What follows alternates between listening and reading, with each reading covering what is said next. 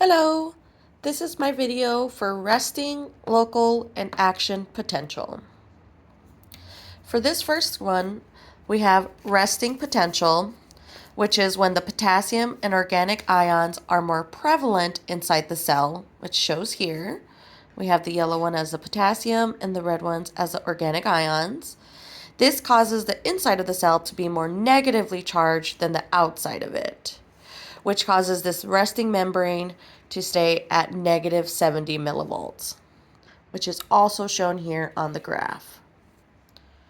For the next one, we have local potential, and that is when the right mechanical or chemical reaction stimulates the receptor on a sodium ion channel. This causes the gate to open and the positive ions diffuse down through the gate into the cytosol. This changes the membrane potential, making the cytosol less negative. On my graph here, it shows with that local potential that it never goes above the threshold. Now for the last one, the action potential, that one does go a little bit more in depth.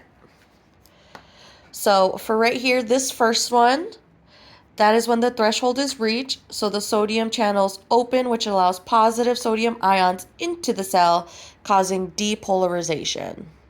So here you see the sodium ions coming into the cell, and this depolarization and the graph going up.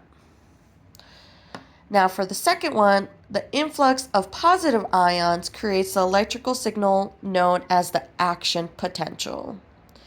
Once it hits the peak, the sodium channels close, causing the potassium channel to open, which allows for the potassium ions to flow out of the cell, causing repolarization, which is shown here on the graph. For the last one, this resets back to the resting membrane potential, but overshoots it, causing hyperpolarization, which is called the refractory period. So both of these channels are closed, the sodium and the potassium. And then here is the graph showing the repolarization. Thank you for watching my video.